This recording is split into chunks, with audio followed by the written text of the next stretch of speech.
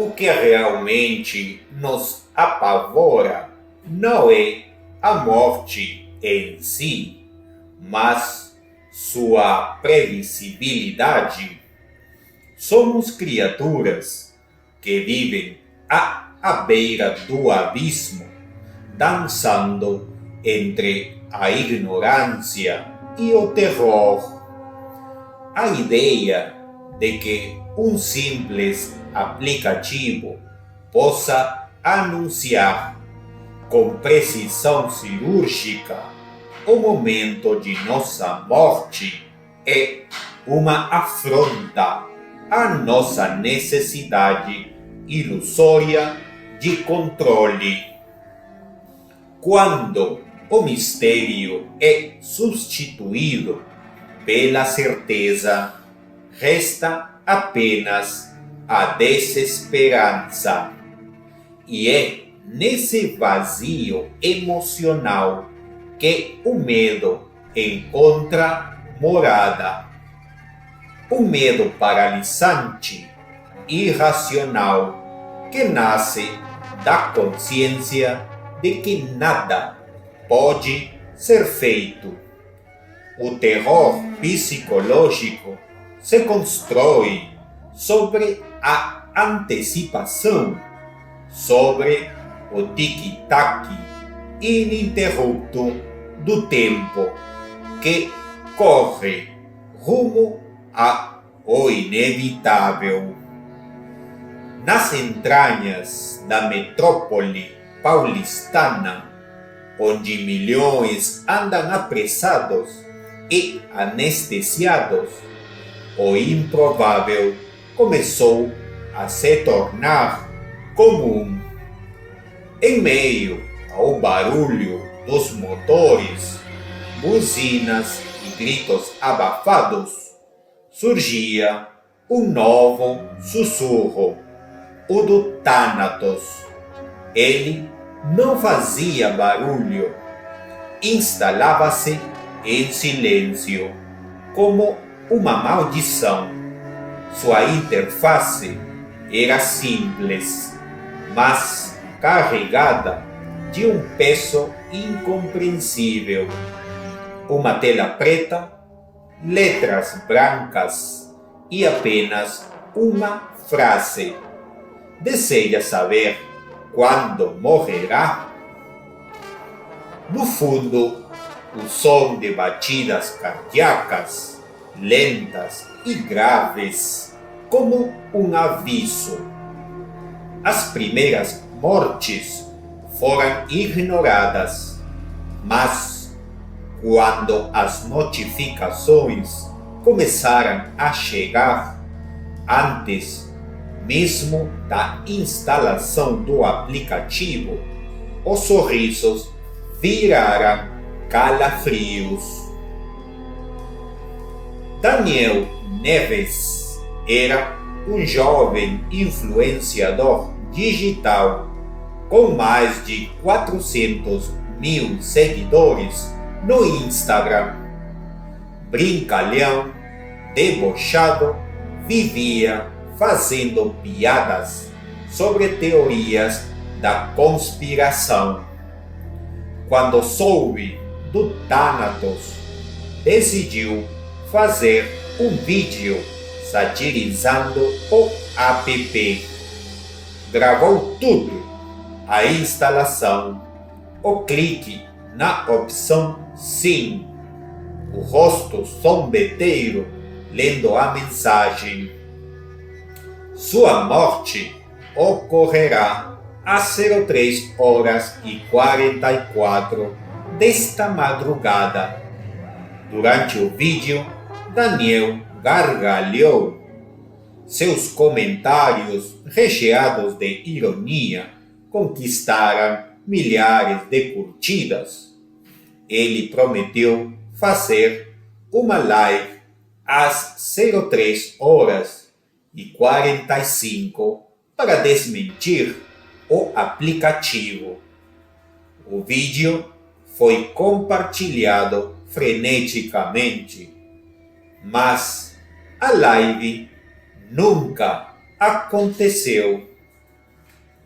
Às 03h44, Daniel foi encontrado morto no chão do viaduto Santa Ifigênia, com o crânio esmagado e os olhos abertos em pavor absoluto. Nenhuma testemunha viu o momento da queda. Câmeras de segurança falharam inexplicavelmente entre 03h42 e 03h45. A polícia declarou suicídio, mas amigos próximos garantem que Daniel nunca apresentou sinais de depressão. A autópsia revelou algo ainda mais perturbador. O coração dele havia parado exatamente às 3h44, segundo a análise cardíaca do smartwatch que usava. O público se dividiu entre céticos e apavorados, mas a morte de Daniel marcou o início de uma nova era, a era das mortes anunciadas. Gustavo Ribeiro, advogado criminalista, conhecido por sua lógica fria e ateísmo ferrenho, não dava crédito a superstições. Estava voltando para casa após um julgamento, quando seu celular vibrou no metrô da linha verde. A notificação era clara, simples e mortal. Previsão confirmada, 21h37. Prepare-se. Ele estranhou. Jamais havia instalado o aplicativo. Desbloqueou o celular e percebeu com espanto que o ícone do Thanatos agora estava na tela inicial. Ele jurava que nunca o havia baixado. Tentou apagá-lo, mas o sistema travou. A tela piscou e um som estranho, semelhante a uma respiração ofegante, ecoou do alto-falante. Gustavo entrou em pânico, correu pelas estações, subiu escadas rolantes aos tropeços, tentou ligar para a esposa, mas o celular parecia bloqueado em outro plano. Às 21h36, ele se refugiou dentro de um vagão vazio, no sentido Vila Prudente, tremendo, respirando com dificuldade. Às 21h37, em ponto, as luzes se apagaram. Câmeras internas gravaram apenas a imagem de Gustavo arqueando o corpo para trás, a garganta abrindo-se em um corte limpo e inexplicável, como se uma lâmina invisível tivesse sido usada. Não havia ninguém ao redor. A perícia não encontrou arma nem digitais. O vagão estava trancado por dentro. A notificação havia cumprido seu aviso. Júlia Mendes era mestranda em engenharia de software na USP, cética e determinada, decidiu analisar o código-fonte do Thanatos, depois de ver sua melhor amiga morrer após uma notificação. Usando ferramentas forenses avançadas, Julia desmontou o sistema do aplicativo, mas o que encontrou a deixou pálida. O Thanatos não ocupava espaço de armazenamento, não aparecia na lista de processos ativos e não tinha permissão instalada manualmente. Estava simplesmente presente. Mais assustador ainda, cada linha de código estava criptografada com chaves que se alteravam sozinhas a cada segundo, como se o próprio código estivesse vivo. Numa noite sem energia, apenas com velas acesas no quarto, ela decidiu seguir uma última pista: os metadados do celular. Descobriu que o Thanatos havia sido pré-instalado antes da ativação do sistema operacional, mas a data de inserção do aplicativo no aparelho predecia a data de fabricação do chip. Na tela do notebook, os arquivos começaram a se apagar sozinhos. Um som grave preencheu o cômodo. A vela apagou. Na escuridão, uma nova mensagem apareceu no monitor. Previsão confirmada.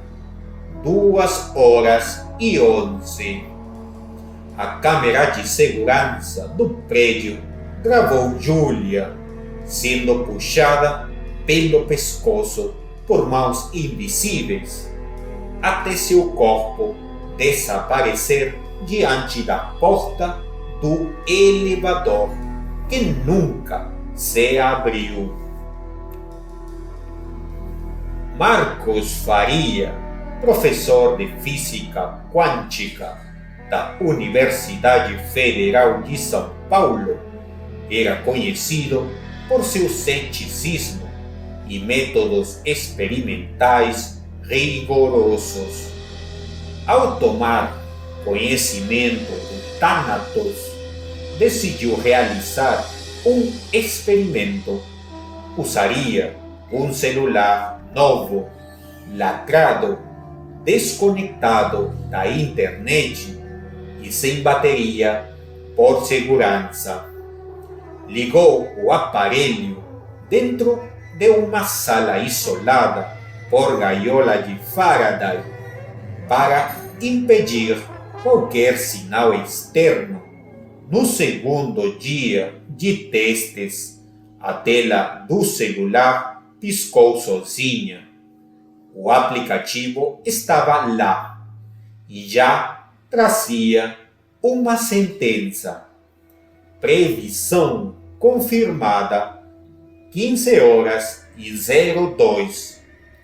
Ele organizou uma transmissão ao vivo, criptografada, com 6 câmeras filmando de ângulos distintos.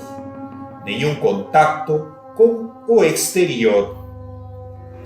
Às 15h01, Marcos sorriu descrente, zombando da tecnologia sobrenatural, mas às 15h02 exatas, um ruído grave tomou a sala. Todas as câmeras pararam por exatos 2 segundos. Quando voltaram, Marcos estava caído, olhos revirados, sangue escorrendo pelos ouvidos.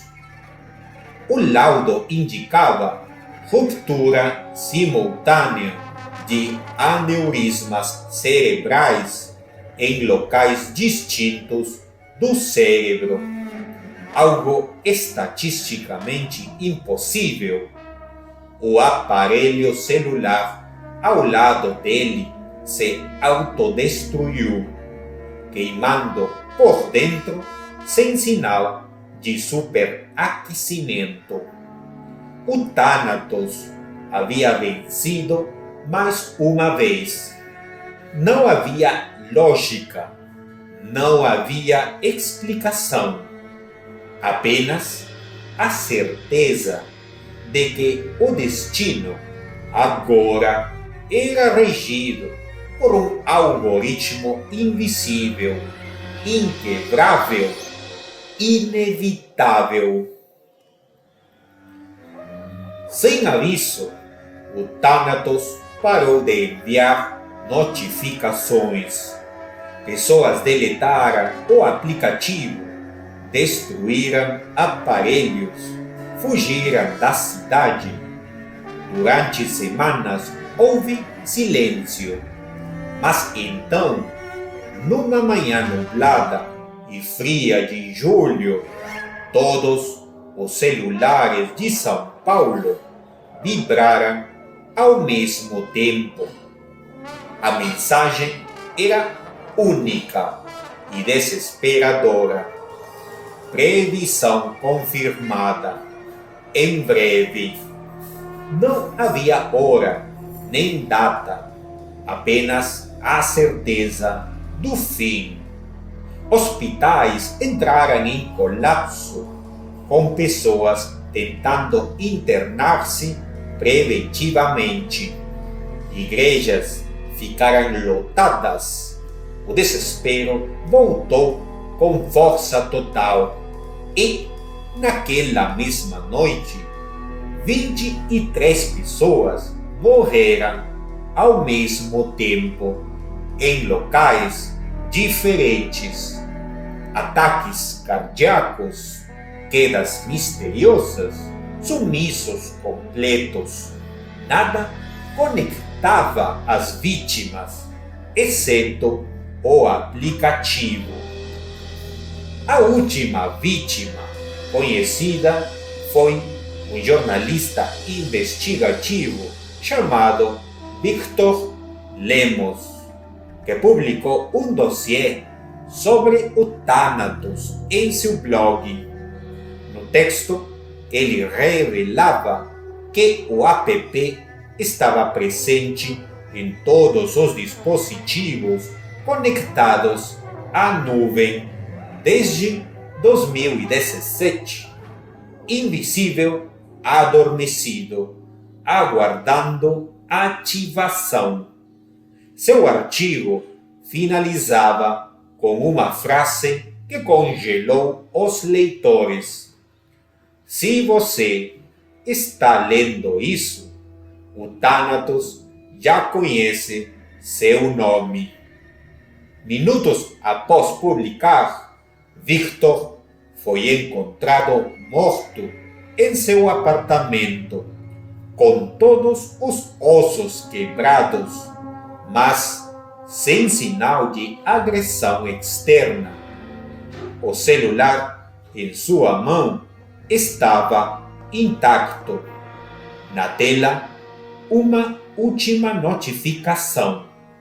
Obrigado por espalhar a palavra.